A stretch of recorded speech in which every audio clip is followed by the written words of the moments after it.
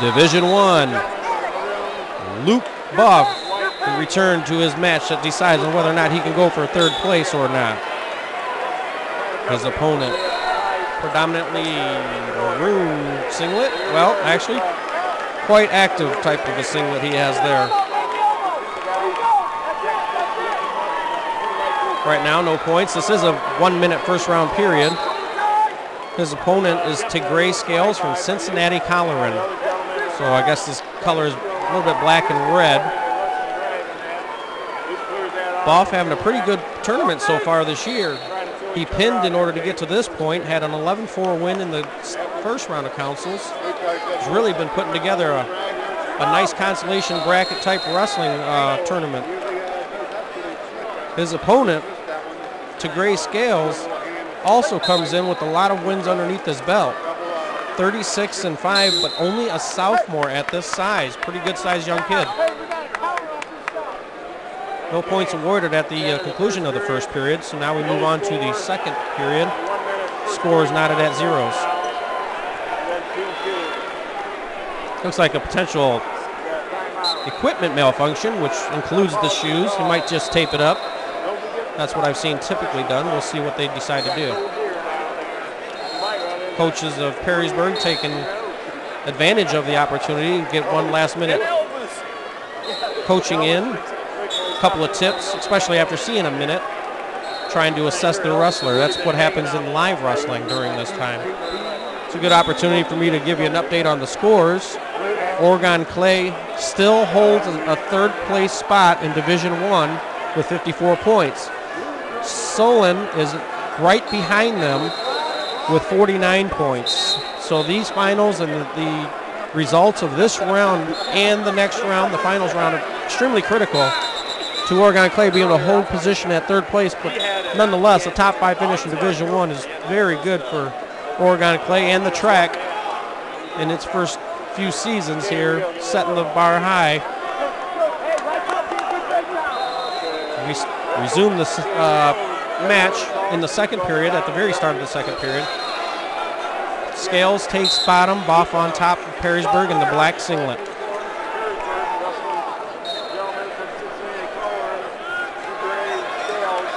There's a spiral right, but he's going in the wrong direction. He wants to come out to the side, so he doesn't get any turn on his opponent. There's a nice hip heist and a return to the mat for Boff. Now it looks like the activity's starting to get a little bit more warmed up here. 30 seconds gone.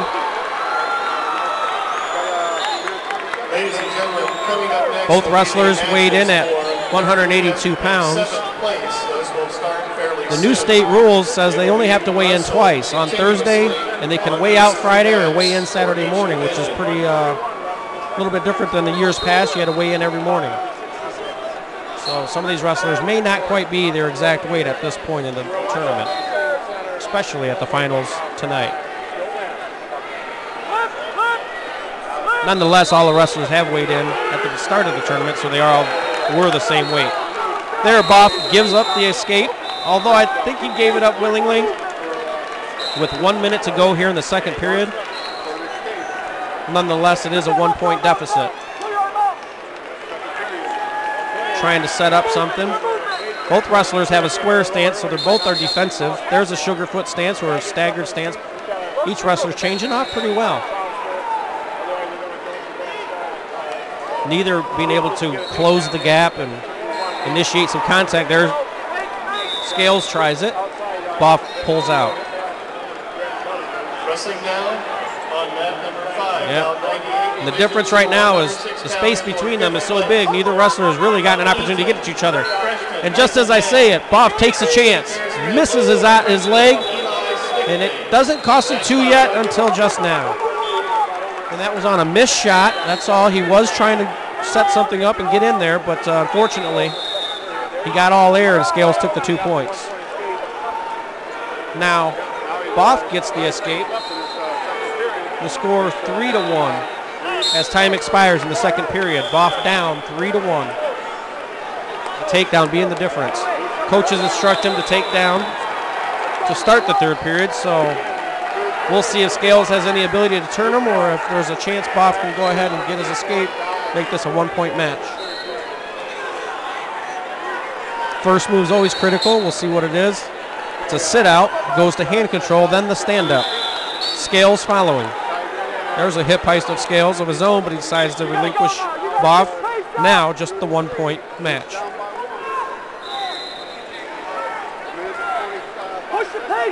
That was a pretty nice defense by Scales. Boff had a collar tie.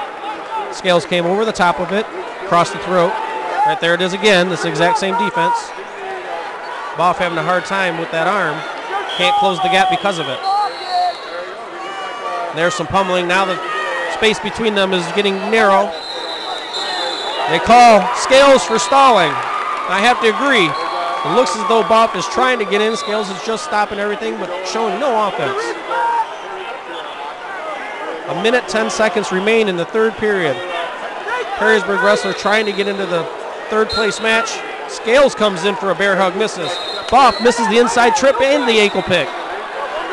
Both wrestlers now trying things. 55 seconds remain.